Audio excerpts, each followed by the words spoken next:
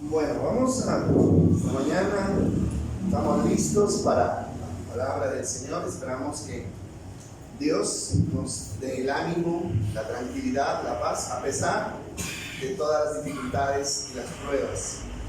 Ustedes se dan cuenta, ¿no?, que lo que Dios dice en su palabra es real, es real. Cada día las cosas se ponen más complicadas, más difíciles. Pero el Señor dice, ustedes tienen que confiar.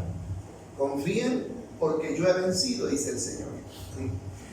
Bueno, venimos de dificultades, noticias de guerras, de paros armados, de problemas, dificultades. Y esto todo tiene que suceder. O sea, alguien decía, oremos por la paz, para que haya paz. Yo creo que eso nos sirve a orar. ¿Ustedes qué dicen? ¿Sirve o no sirve orar para que haya paz? No sirve. ¿Por qué? Porque está escrito. Y habrá guerras y rumores de guerras. Ahora, la única paz que podemos encontrar es la paz dentro de nuestros corazones. Pero que no hayan guerras, que no se levanten las armas, que no haya destrucción, eso está escrito, eso tiene que suceder. Entonces, en medio de todo esto, debemos procurar encontrar paz para nuestro corazón. Eso es lo que Dios ha prometido y detrás de eso sí podemos ir mientras todo eso avanza hasta el final. Porque esto tiene un final y ustedes saben que el final se acerca, ¿sí? Y es lo mejor que nos puede pasar. De verdad es lo mejor que nos puede pasar. Que el Señor venga, recoja a su pueblo y por fin podamos tener la promesa del cielo nuevo y la tierra nueva. Vamos entonces a ir a Mateo capítulo 5. Vamos a leer Mateo capítulo 5, versículo 17, por favor. Mateo capítulo 5, versículo 17 dice esta palabra así: no malinterpreten la razón por la cual he venido. No vine para abolir la ley de Moisés o los escritos de los profetas.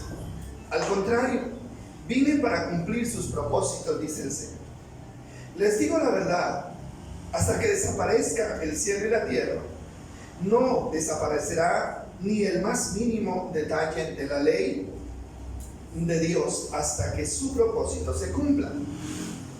Entonces, si no hacen caso al más insignificante mandamiento y le enseñan a los demás a hacer lo mismo, serán llamados más insignificantes en el reino del cielo. Pero el que obedece la ley de Dios y las enseñanzas será llamado grande en el reino del cielo. Les advierto, a menos que su justicia supere la de los maestros de la ley religiosa y a la de los fariseos, nunca, ¿qué dice?, entrarán en el reino del cielo. Bueno, vamos a tocar un tema un poco complicado. Ustedes se han dado cuenta que estamos volviendo a retomar las enseñanzas básicas, las enseñanzas importantes de que Jesús dio en el Sermón del Monte. Y aquí Jesús está hablando de la ley. El tema de la ley y la gracia, o Cristo y la ley, no es un tema fácil de entender, pero es necesario entender. Tenemos que hacer el esfuerzo para tratar de entenderlo. Estamos hablando de la ley de Moisés, ¿sí? Ustedes saben que la Biblia está dividida en dos grandes partes, Antiguo y Nuevo Testamento. Ya habíamos hablado alguna vez de que uno tiene que entender por qué estas divisiones. ¿Qué tanto del antiguo me corresponde? ¿Qué tanto del nuevo me corresponde? Y tengo que tener claridad sobre eso. ¿Y cómo tenemos la claridad? Pues estudiando la palabra del Señor. Algunos desligan la ley de la gracia totalmente. Otros mezclan la ley y la gracia como norma de obediencia. Ni lo uno ni lo otro es correcto. Por eso vamos a tratar de estudiar este tema. Lo que Jesús hace aquí es darle mucho valor a la ley. ¿Se dan cuenta ustedes? Por eso dice, no piensen que yo he venido a abrogar la ley, no piensen que he venido a anular la ley. No, Él deja muy claro en estos textos que acabamos de leer Y dice el versículo 18, les digo la verdad, hasta que desaparezca el cielo y la tierra, no desaparecerá ni el más mínimo detalle de la ley de Dios hasta que se cumpla todo su propósito, dice acá. ¿Qué ven ustedes ahí? A Jesús, ¿no?, hablando bien de la ley, dándole valor a la ley, elevando la importancia de la ley. Dice que ni una jota ni una tilde dejarán de cumplirse. Además, aclara que Él no vino a abolir, a rechazar la ley, sino a cumplirla. Bueno, es lo que tenemos que entender. La ley y la gracia no riñen. La ley y la gracia no se contradicen porque fueron dadas por el mismo Dios. Si la ley y la gracia se contradijeran, entonces Dios se contradice, y eso no es así. Vamos a mirar este tema en dos partes, en dos puntos importantes. Primero, lo que Jesús vino a abolir o a cambiar no fue la ley de Moisés o los 10 mandamientos. Lo que Él vino a contradecir fue lo que los judíos consideraban que era la ley en ese momento. No sé si me hice entender. Una cosa era la ley que Dios había establecido a través de Moisés, y otra cosa era lo que ellos tenían en ese momento por ley. Era totalmente diferente. Esa no era realmente la ley que Dios había establecido. Miren, sobre todo en el tema de la ley moral, el pueblo se había corrompido. Se habían corrompido y se habían inclinado al mal. Ahora, con el pasar del tiempo, el mandamiento que Dios entregó a Moisés se tergiversó, se adulteró, se acomodó a la conveniencia de los líderes religiosos. Eso fue lo que pasó. Y cuando Cristo viene, Él encuentra que esa ley que Dios había dado en el Sinaí, en el monte Sinaí, ya no era la ley que gobernaba al pueblo. Era una ley adulterada, era una ley mezclada. Eso lo miramos en Mateo capítulo 15, versículo 3. Vamos a mirar Mateo capítulo 15, versículo 3. Y ahí lo tenemos. Ahora, esta es la respuesta que Jesús le da a los que lo acusaron diciendo: Jesús, tú estás violando la ley porque no te lavas las manos antes de comer pan.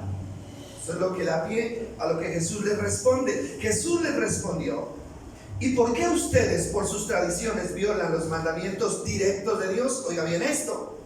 Ustedes, les dijo a los líderes, están violando el mandamiento directo de Dios por sus tradiciones.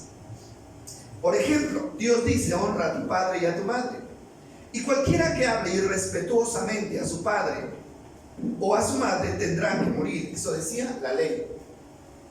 Pero ustedes dicen que está bien que uno les diga a sus padres: lo siento, no puedo ayudarlos, porque he jurado darle a Dios lo que les hubiera dado a ustedes. Y dice el 6: de esta manera ustedes afirman que no hay necesidad de honrar a los padres, y entonces anulan la palabra de Dios por el bien de su propia tradición. ¿Sí entendemos? Y está claro lo que comenzamos diciendo, ¿verdad? Lo que Jesús vino a contradecir no fue la ley que Dios estableció, porque la ley era buena, era perfecta, sino la mezcla que ellos habían hecho para favorecer sus propios intereses. ¿De quién está hablando este pasaje de Mateo capítulo 15? Está hablando a los fariseos, ¿no? Entonces, ellos dicen que habían establecido tradiciones. ¿Qué es una tradición? Una tradición es algo que se establece y luego se hace, ¿no?, todo el tiempo, hasta que se convierte en una costumbre. Lavarse las manos antes de comer pan era una costumbre. Lo establecieron, a alguien se lo inventó, ellos lo establecieron y luego lo elevaron a mandamiento divino. Y le ponían mucho cuidado a lavarse las manos antes de comer pan, pero Jesús les dice, no lo que entra por la boca es lo que contamina al hombre, sino lo que sale de la boca. Ellos cuidaban mucho lo que entraba, pero no cuidaban lo que salía, porque estaban enseñando mal, porque estaban corrompiendo al pueblo con malas enseñanzas. Sí, creo que estamos en el tema, ¿verdad? Entonces, aquí hay una prueba de que Jesús vino no a atacar la ley, sino a cumplirla, o a cambiarla más bien, o a darle el verdadero sentido. Y prueba de eso es que después de que Jesús habla de la ley, después el siguiente tema, en el capítulo 5 de Mateo, es él habla de ciertas conductas como son la ira. ¿Alguien tiene ahí Biblia Reina Valera? Sí, cierto, tiene Biblia Reina Valera, ¿no? Ahí hay unos títulos.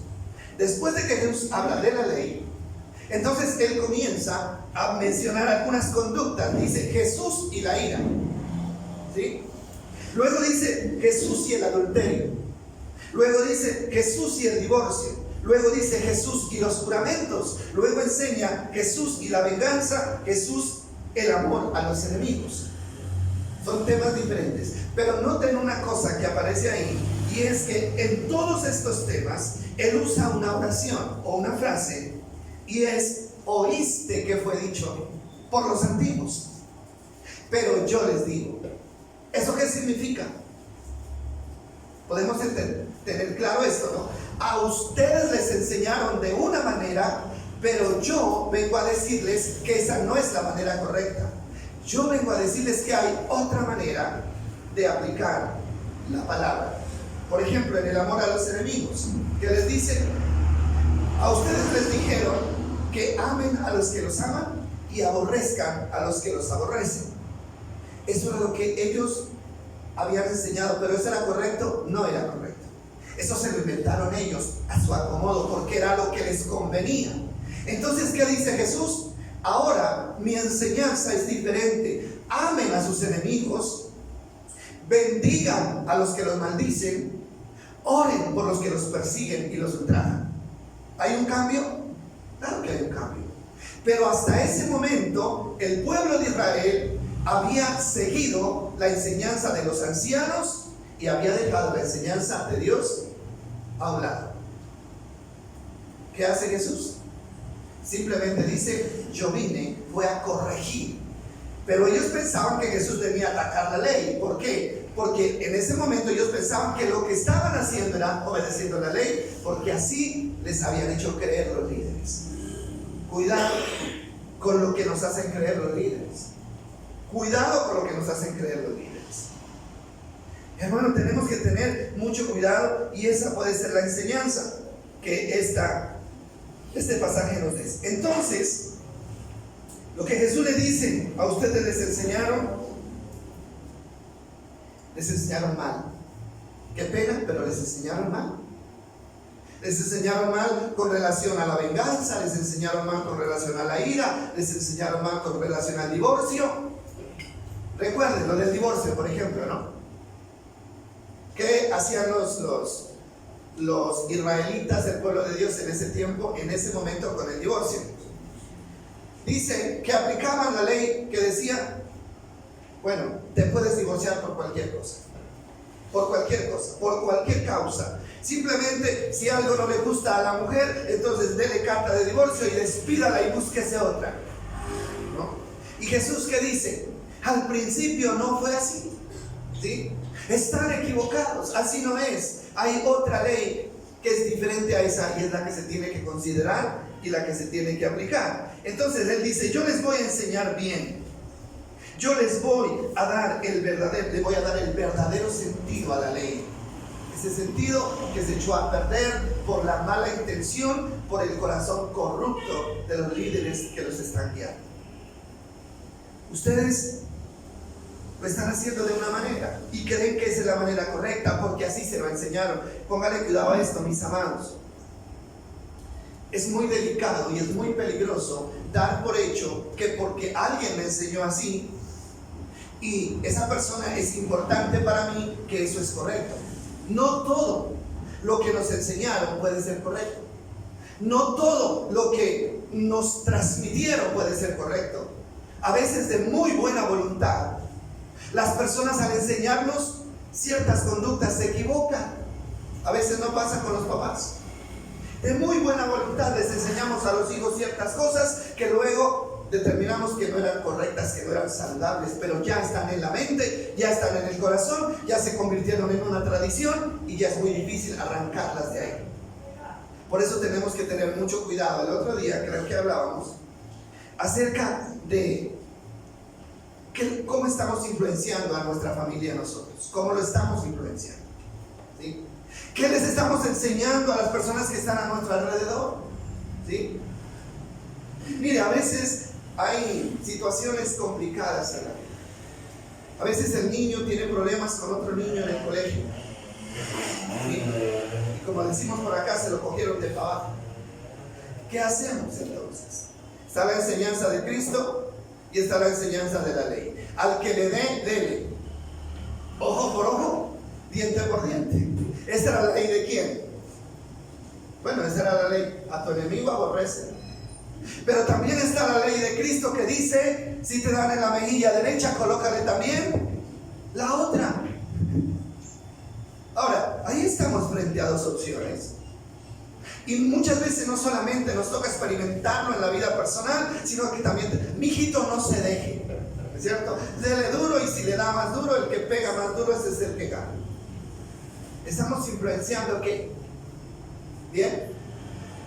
Pues bien, de acuerdo a lo que nosotros pensamos, pero no de acuerdo a qué, a lo que la palabra del Señor nos está diciendo. Cada palabra que digamos, cada insinuación que hagamos a nuestros hijos, a nuestros nietos, hermano, tiene una consecuencia, porque es una semilla que estamos sembrando en el corazón de las personas. Y si usted le enseña a sus hijos a aborrecer, ellos aborrecerán. Si les enseña a tomar venganza, ellos tomarán venganza, porque usted es el referente de la conducta de ellos. ¿No le parece? Entonces, antes, hermano, de influenciar a los demás con una palabra, con una conducta, con un concepto, tenemos que ponernos a pensar: ¿esto es lo que Dios manda? ¿Está bien hacer esto? ¿O es contrario a lo que Dios dice? Bueno, es fácil ir acomodando las cosas a nuestra conveniencia y a lo que la carne, la parte humana, nos pide. Lucas capítulo 3. Lucas capítulo 3, versículo 2. Lucas 3, 2. Encontramos algo importante ahí, y es lo que Juan el Bautista dice. Juan el Bautista está hablando ahí. Bueno, esta es la profecía de Juan el Bautista. Dice: Anás y Caifás eran los sumos sacerdotes en ese tiempo. Un mensaje de Dios llegó a Juan, hijo de Zacarías, que vivía en el desierto. Entonces Juan fue de un lugar a otro por ambos lados del río. Dice el río Jordán. Iba predicando que la gente debía ser bautizada para mostrar que se habían arrepentido de sus pecados y se habían vuelto a Dios para ser perdonados. El versículo 4 dice: Isaías había hablado de Juan cuando dijo: es una voz que clama en el desierto. Y miren lo que dice ahí: preparen el camino para la venida del Señor, ábranle camino. Y el 5 es clave y dice, el versículo 5: los valles serán rellenados y las montañas y las colinas allanadas, las curvas serán enderezadas y los lugares ásperos suavizados. El 6 dice: entonces todas las personas verán la salvación enviada por Dios. Juan el Bautista es el primero que aparece para prepararle el camino al Señor. Y Juan dice de Dios, del Señor. Él habla de ¿qué? De los caminos rellenados, de las montañas y las colinas allanadas. Habla de las curvas enderezadas. ¿Y de qué está hablando entonces? Caminos allanados, curvas enderezadas, colinas aplanadas. ¿De qué está hablando? No está hablando de la geografía, está hablando de las enseñanzas, ¿sí? Cuando él habla de caminos torcidos, está hablando de la enseñanza torcida que ellos habían recibido hasta ese momento. ¿Y qué dice Juan? Pues el Señor viene ¿a qué? A enderezar esos caminos torcidos. Él viene a poner en el lugar correcto la voluntad de Dios para su pueblo. Estamos de acuerdo con esto, ¿verdad? Ahí, eso fue lo que vino a hacer. Ahora, todo eso con un propósito. Mire lo que dice. Entonces, dice, todas las personas verán, ¿qué dice? La salvación. ¿Cuándo verán las personas la salvación? Cuando los caminos torcidos sean enderezados. Y cuando todos esos huecos que tenía la ley, esas insuficiencias que tenía la ley, sean ¿qué? Rellenadas. Entonces aquí es, o enderezas el camino o te pierdes.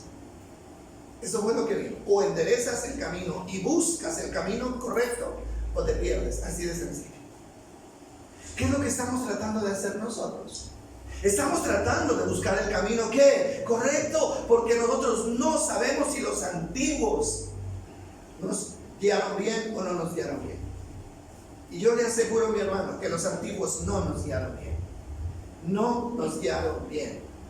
Y que la mayoría de la enseñanza que nosotros hemos recibido, hermano, era una enseñanza que estaba viciada.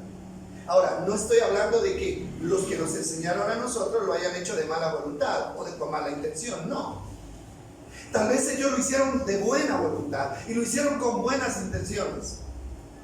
Pero las buenas intenciones no son suficientes. Hay que hacerlo correcto, de la manera correcta. Por eso, mis amados, no es malo, es saludable que en algún momento de su vida usted se pare, se detenga y diga: este es el camino correcto. Lo que me enseñaron, lo que yo aprendí, es la verdad. Mire, hablando de la iglesia tradicional, ¿cuánta gente hasta cierto momento estaba segura de que la iglesia tradicional lo estaban guiando en la verdad?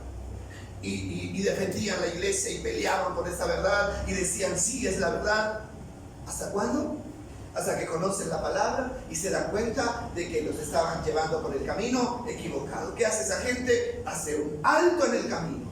Nosotros, la mayoría, somos testimonio de eso. Un alto en el camino, nos abrimos de ahí. ¿Por qué? Porque nos damos cuenta que nos están llevando por el camino equivocado. Ahora, hay un problema, y es que la gente cree que la iglesia católica es la única que está equivocada en el camino y que la iglesia evangélica tiene la verdad. No es así.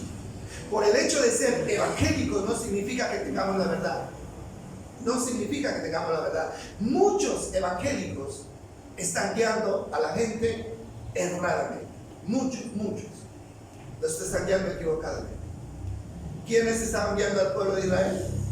No eran paganos, no eran extranjeros. ¿Quiénes eran? Eran los líderes judíos, eran los intérpretes de la Biblia, eran los que tenían la responsabilidad de guiar al pueblo de Dios al camino correcto. Entonces, lo que Jesús trató de hacer, indudablemente, cuando Él vino, fue tratar de enderezar a las personas. Ahora, ustedes conocen la Biblia. ¿Le hicieron caso a Jesús? No le hicieron caso. Bueno, le hicieron caso unos poquiticos, ¿no? Unos poquiticos, pero no le hicieron caso. La gente estaba tan convencida de que lo que hacían era correcto, estaban tan acostumbrados a esas tradiciones que nunca aceptaron la enseñanza de Cristo. Fue más fácil acusar a Jesús de que Él era el que estaba equivocado. No, usted está equivocado, nosotros tenemos la razón. ¿Por qué? Hermano, porque cuando una semilla se siembra y se la retaca y se la vuelve a replantear allí todos los días, todo el tiempo, eso se va sembrando allí de tal manera que después es muy difícil arrancar, ¿sí? Pero nuestro corazón tiene siempre que estar abierto ¿a qué? A un cambio. Cuando consideremos que es necesario hacerlo. Vamos a mirar lo que dice Juan 8:12. Juan 8:12. Ahí está hablando Jesús mismo.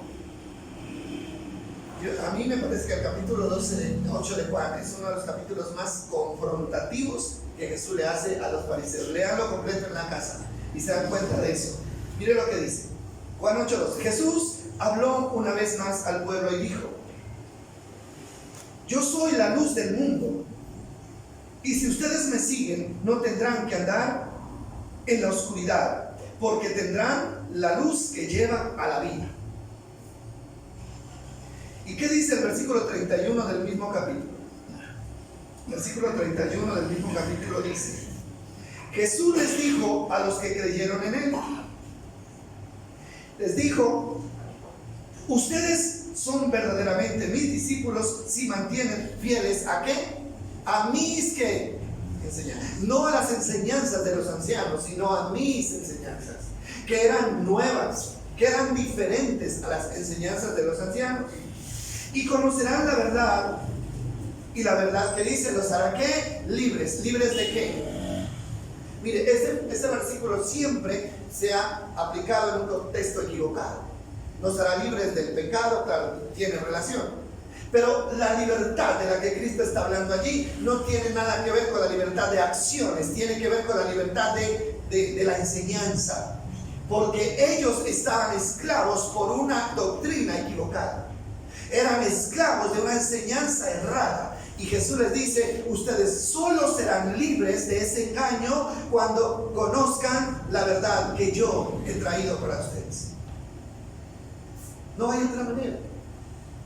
La única manera de asegurar, oiga bien, y yo insisto en esto, y yo espero que algún día esto cale en nuestra mente, en nuestro corazón, hasta que lo hagamos, la única manera, hermano, de estar seguros de que estamos en el camino correcto es conociendo la verdad que Cristo nos enseña.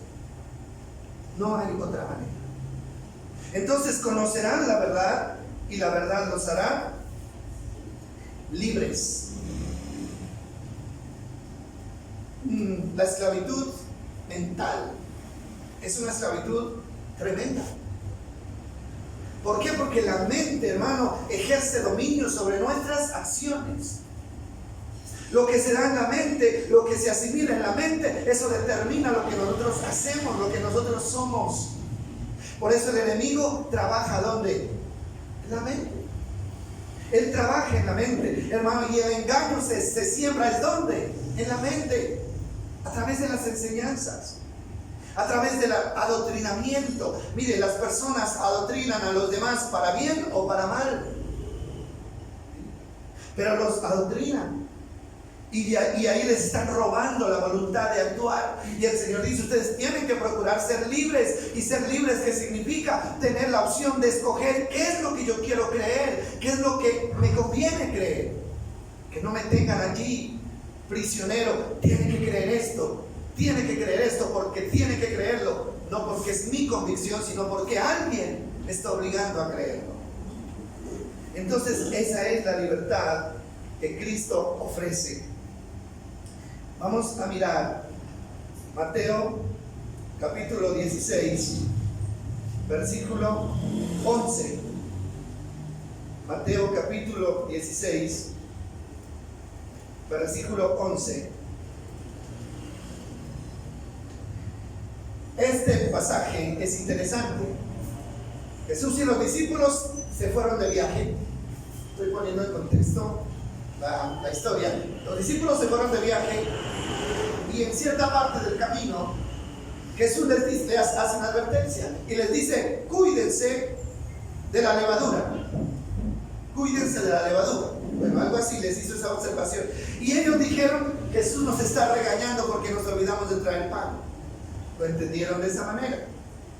Pero en este versículo Jesús les dice, les aclara de qué está hablando él. Y dice: ¿por qué no pueden entender que yo no les estoy hablando del pan que se come? Una vez más les digo, tengan cuidado con la levadura de los fariseos y de los saduceos.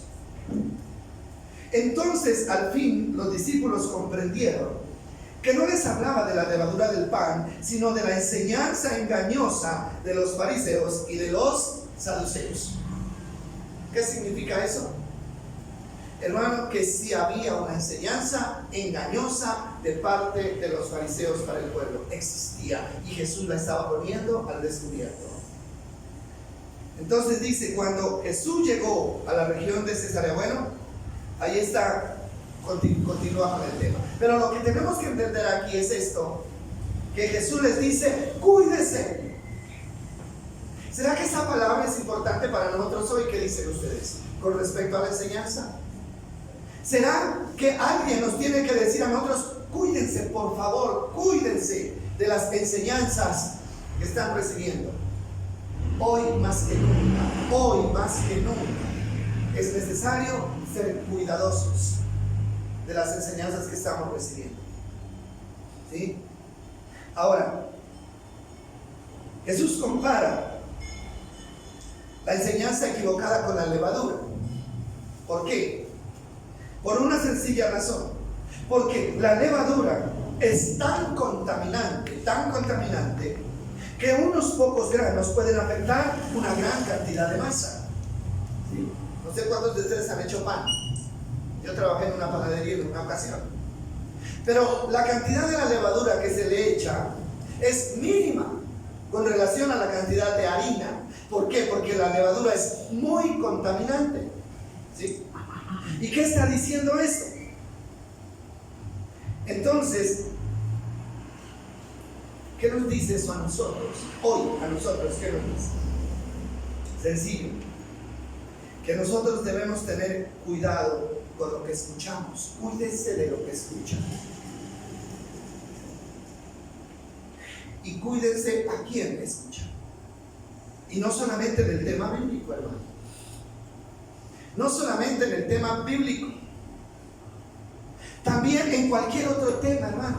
Una persona que mantiene escuchando a alguien negativo todo el tiempo, ¿sí? Alguien negativo todo el tiempo, es una persona que está escuchando, que tiene una influencia mala a su alrededor, mala, ¿sí? Entonces, en el tema bíblico, nosotros tenemos que tener mucho cuidado de a quién escuchamos, porque un solo concepto, óigame bien lo que le voy a decir, un solo concepto, uno solo, puede torcernos el camino. Un solo concepto puede torcernos el camino. Y sobre todo, si ese concepto viene de personas que nosotros consideramos influyentes o que consideramos importantes. ¿Qué pasó? Hermano, con el pueblo de Israel, estos maestros torcieron la fe de toda una nación. Toda una nación se equivocó y perdió el camino por el concepto de buenos líderes. Porque cuando Cristo vino, los caminos estaban ¿qué? Torcidos, y ellos no iban a donde pensaban que iban. ¿Sí me va a entender? Mucho cuidado con lo que nosotros escuchamos. Ahora, yo estaba pensando en que si en ese tiempo, hermano, había que tener cuidado y que en ese tiempo no había mucho que escuchar, porque los que escuchaban eran los que iban a las sinagogas. Hoy en día es mucho más peligroso. ¿Sabe por qué? Porque estamos bombardeados de información de todos lados. De todos lados. Miren, la radio, la televisión, el internet, todos los medios, por todos los medios, habidos y por haber, nosotros tenemos acceso a conceptos, a información. Y si usted mira, hermano, la Biblia, a su celular, usted ahí puede tener acceso a cualquier tipo de enseñanza bíblica. Hay cantidades de líderes, de pastores, de pastoras, de profetas, de apóstoles predicando y diciendo: yo tengo la verdad. Esta es la verdad. Y hay gente, hermano, yo no digo que no escuchemos, hermano, pero para poder escuchar tenemos que tener ¿qué? Madurez, conocimiento de la verdad. ¿Por qué? Porque lo que entra por los oídos, hermano, muchas veces no entra por uno y sale por otro. A veces se queda aquí haciendo estragos y haciendo cosas que nos van a perjudicar. Entonces, mis amados, Cristo vino a enderezar el camino y hoy necesitamos también ponerle cuidado a esto. ¿Ustedes qué dicen? Yo creo que sí. Necesitamos ponerle cuidado a esto. Bueno,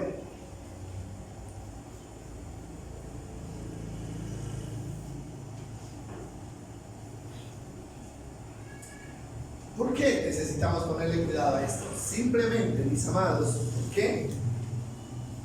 Porque nosotros necesitamos llegar a donde queremos llegar. Siempre lo digo y es necesario recordarlo. Nosotros no estamos seguros aquí en ningún momento. No estamos seguros. La gente se mueve, la gente cree que tiene muchos años de vida, que tiene un futuro, lo planean, lo programan y de pronto llega la muerte en cualquier momento y todo eso termina. Lo de aquí termina. Pero nos vamos a ver abocados, hermano, a una eternidad. Y ahí es donde nos vamos a dar cuenta qué camino era que estábamos transitando. Pero el Señor nos tiene luz. El Señor nos tiene la luz necesaria. ¿Para qué? Para que sepamos. Ya lo leímos, ¿no es cierto? Yo soy la luz y el que me sigue, dice el Señor, que no andará en tinieblas, sino que tendrá la luz de la vida. Sígame, conózcame, examíneme. Es lo que dice Jesús. Y tendrán la luz de la vida. Pobres de aquellos, hermanos, que se conforman con lo que un ser humano les dice. Sí, porque lo tienen en alta estima.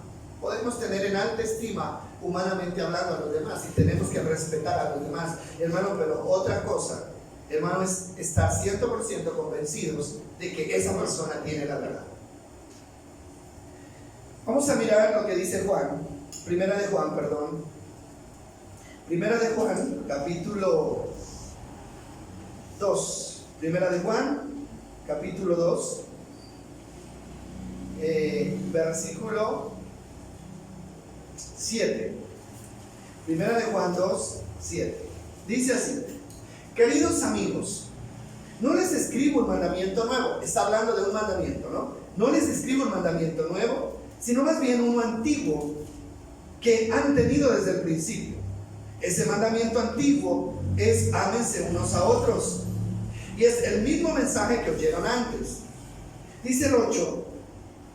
Dice: sin embargo, también es un mandamiento nuevo. Jesús vivió la verdad de este mandamiento y ustedes también la viven, pues la oscuridad está desapareciendo y ya brilla la luz verdadera. Una aparente contradicción ahí, si ustedes pusieron cuidado a lo que leyeron. Juan dice: les voy a hablar de un mandamiento nuevo, pero que no es nuevo. ¿No? ¿Sí? Eso dice Juan. Es un mandamiento nuevo, pero que no es nuevo. No es nuevo, ¿por qué? Porque es antiguo. Ahora, ¿de qué mandamiento hablaba? Del mandamiento del amor. Ámense los unos a los otros. ¿Sí? Ese es un mandamiento antiguo. ¿Dónde está ese mandamiento? Pues en los 10 mandamientos. Lo dice textualmente: amen, ¿no?, a Dios con todo su corazón, con toda su alma, con toda su mente, y a su prójimo como a ustedes mismos. Y luego sigue diciendo: no maten, no roben, no adulteren, no codicien. Es lo que está diciendo ahí, ¿cierto? Esa es la forma de poner en práctica el amor. ¿Cómo puedo poner en práctica el amor? ¿Cómo demuestro que amo a mi prójimo? Pues no lo robo. Porque si yo robo a mi prójimo, ¿lo amo? ¿Cómo lo voy a amar? Estoy perjudicando. ¿Cómo puedo demostrar el amor? No codiciando lo que tiene, porque si yo codicio lo que tiene, entonces tarde o temprano me apropio de lo que tiene, porque lo estoy deseando. No mate. Pues si yo amo a mi prójimo, ¿cómo lo voy a matar? O a intentar matarlo. Entonces esa es la forma de poner en práctica el amor. Y el amor a Dios, ¿no? Es lo mismo. Entonces, Él dice: yo a ustedes les estoy hablando de algo que les parece nuevo, pero que en realidad no es nuevo. ¿Cómo así? ¿Cómo se entiende esto? Bueno, está hablando del mandamiento del amor. Ahora, no es nuevo, pero como ustedes dejaron de cumplirlo, para ustedes sí es nuevo. Eso es lo sencillo. Ellos dejaron de cumplir el mandamiento del amor, de amarse los unos a los otros. ¿Lo recuerdan? ¿Qué les habían enseñado? Aborrezcan a su enemigo. Habían abandonado el mandamiento de amar a su prójimo. ¿Y qué dice Juan? Para ustedes puede ser nuevo, porque lo habían olvidado, pero realmente no es nuevo, es mandamiento antiguo, un mandamiento al que debemos que volver. Eso es un mandamiento al que nosotros debemos volver. Ahora, el versículo 8 me llama la atención. Dice la última parte: pues la oscuridad está desapareciendo y ya brilla, ¿qué dice? La luz verdadera. Hermano, gracias a Dios que vino Cristo. Si Cristo no hubiera venido con su enseñanza, hermano, ¿dónde estaríamos nosotros? Estaríamos sumidos en la más densa oscuridad y sin esperanza de poder ver la luz. No habría luz. Hermano, yo no sé en qué creería en este momento. ¿Usted en qué creería en este momento? Pero créame que mientras las tinieblas abarcan el mundo, no hay esperanza de conocer la verdad. La única esperanza de que la luz de las tinieblas desaparezcan es cuando la luz llega. Cristo es la luz del mundo y Él vino para hacer desaparecer las tinieblas. ¿Qué clase de tinieblas? Hermano, no estamos hablando de las fuerzas de los demonios. No, las tinieblas de las que está hablando acá son las tinieblas en las que estaban sumidos por la ignorancia. Ellos estaban en la ignorancia. Ahora dice, hay una esperanza. La oscuridad está desapareciendo. ¿Cómo desaparece la oscuridad? En la medida en que Cristo nos enseña la verdad, entonces la oscuridad del engaño va desapareciendo. Por eso yo le digo, si usted no se interesa en conocer la doctrina de Cristo, hermano, usted permanecerá en oscuridad. Siempre permanecerá en oscuridad. Así esté en la iglesia más grande, así esté en el lugar donde esté. Si usted no conoce la doctrina de Cristo, usted vivirá en la oscuridad. Porque es Cristo el que nos trae la luz. Ahora, esa oscuridad va desapareciendo y va brillando la luz ¿qué dice ahí? Verdadera. Hermanos, que hay una luz que no es verdadera. Hay una luz que parece luz, pero no es luz. ¿Sí? Y por eso y en esa trampa es que caen muchas personas, porque el engaño siempre usa lo que parece, lo semejante, pero que en realidad no es. Es como el oro. Hay un oro que es oropel, y los que no saben de oro encuentran un pedazo de oropel, una fracción de oro.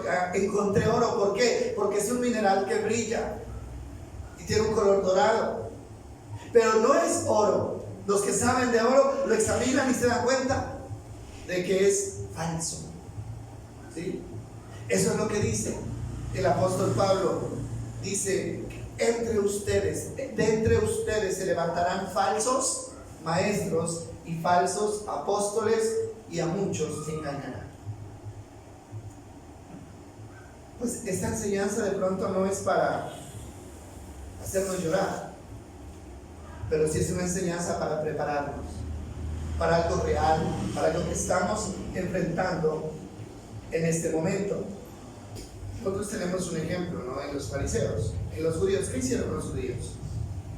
Mire, ellos tuvieron la luz que era Cristo, ¿no es cierto? Pero la rechazaron. Y dice Juan, ¿no?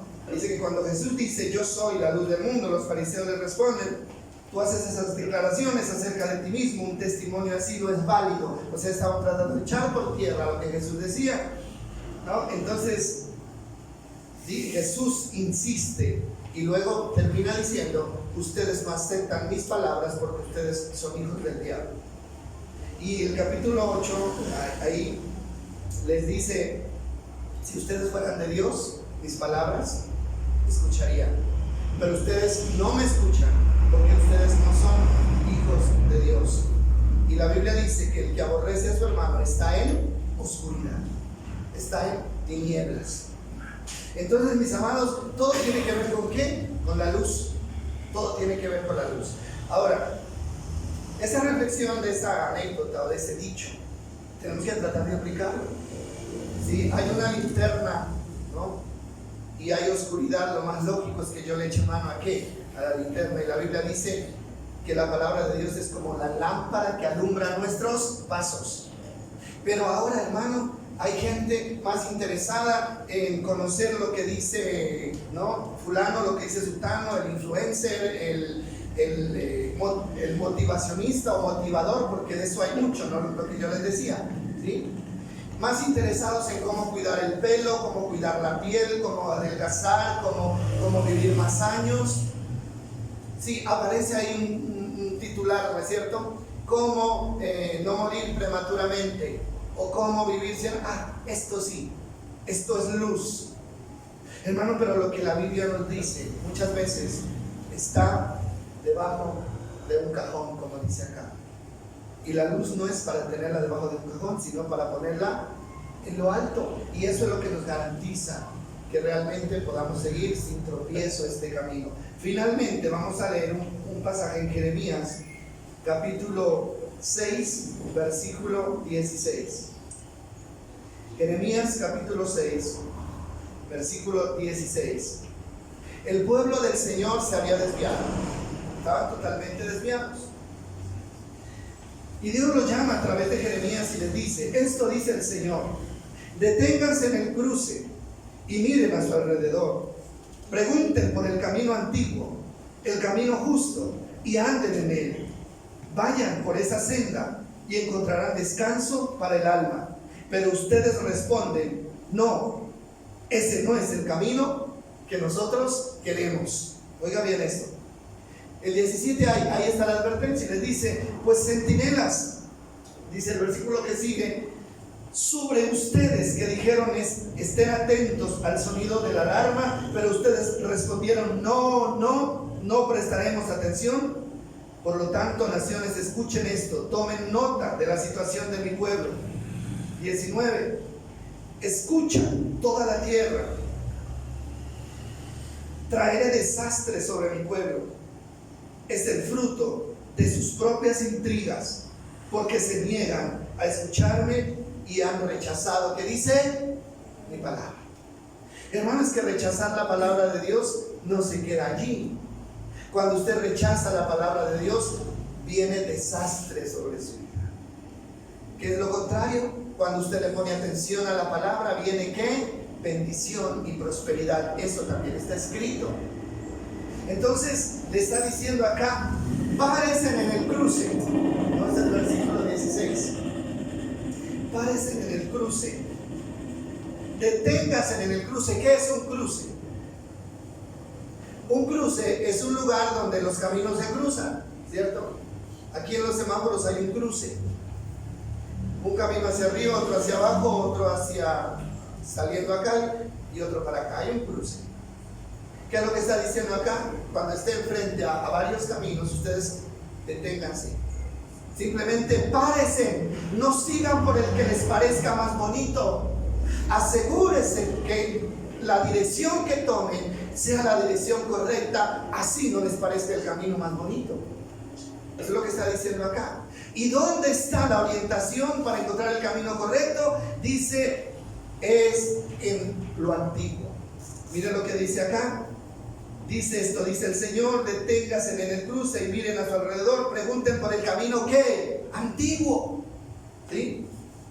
¿Y cuál es el camino antiguo? El que Dios enseñó en el principio, ese camino que con el tiempo se ha venido adulterando, se ha venido equivocando. Entonces es bueno pararnos en el cruce y decir: bueno, este es el camino que Dios estableció para mí, o de pronto es el camino falso que alguien creó y nos metió ahí. Es necesario hacerlo. Entonces, pero lo que ellos dijeron que fue, ellos terminaron diciendo en el versículo, al final del versículo, ellos respondieron: no, ese no es el camino que queremos. Listo, el camino antiguo no es el que queremos, dijeron ellos. Nosotros queremos el de ahora porque es más fácil. ¿Y qué dice el Señor? Que hay dos caminos, uno ancho y espacioso que lleva ¿a dónde? A la perdición, y otro estrecho que es el que lleva a la vida eterna. Entonces, hermano, aquí no estamos hablando de comodidad mientras estemos acá. Tenemos que asegurar es el final de esos caminos. Caminos que son permisivos, amplios, hermano, que no nos prohíben nada, que nos dejan vivir a las anchas. Pero usted ya sabe a dónde va a parar ese camino. El Señor lo dijo, ese camino es el camino de la perdición. Mi camino es estrecho. La palabra estrecho, ¿qué significa? Hermano, no hay mucho espacio para darse vuelo. Es un camino limitado. Ese es el camino que Dios nos trazó, pero al final de ese camino está la bendición. Ahí es donde se expande el panorama del cielo nuevo y de la tierra nueva que tanto nosotros anhelamos. Mis amados, eso es. Primer punto, en el tema de Jesús y la ley. Jesús no vino a ¿qué? A abolir la ley, sino a ¿qué? A cumplirla. Él vino a cumplirla. ¿Y eso qué significa? Significa que la ley estaba aplicándose de una manera errada. A veces dudar un poco es bueno, ¿no? El beneficio de la duda, dicen, ¿no? ¿Será que voy bien? ¿Será que voy mal? O sea, de Dios nunca vamos a dudar, pero de los que están a nuestro alrededor es saludable, ¿no? Tener un poco de precaución para ver por dónde es que nos están guiando. Y vuelvo y repito esto: si usted no se interesa por conocer la doctrina de Cristo, entonces jamás sabrá si lo están engañando o le están diciendo la verdad. Nunca lo sabrá. Gracias a Dios, porque Cristo, que es la luz, vino a alumbrarnos nuestro camino. Que Dios nos bendiga. Entonces vamos a terminar orando y dándole gracias a Dios por ser la luz que alumbra nuestra vida. Señor, gracias. Infinitamente agradecidos estamos por haber venido a este mundo que estaba en oscuras, que estaba en tinieblas. Tú viniste a enderezar el camino torcido. Tú viniste a traer luz a un mundo, Señor, que estaba perdido en medio de las tinieblas. Hoy tenemos esa luz en nuestras manos. Tenemos la posibilidad, Señor, de conocer el camino verdadero. Espíritu Santo, siembra en cada corazón ese anhelo por tu palabra, ese anhelo por conocer de ti cada día más y saber qué es lo que tú demandas de nosotros, porque eso es lo único que nos garantiza que estemos caminando hacia el reino de los cielos. Señor, permítenos de una manera sana, Señor, poder avanzar hacia adelante sin temor a equivocarnos.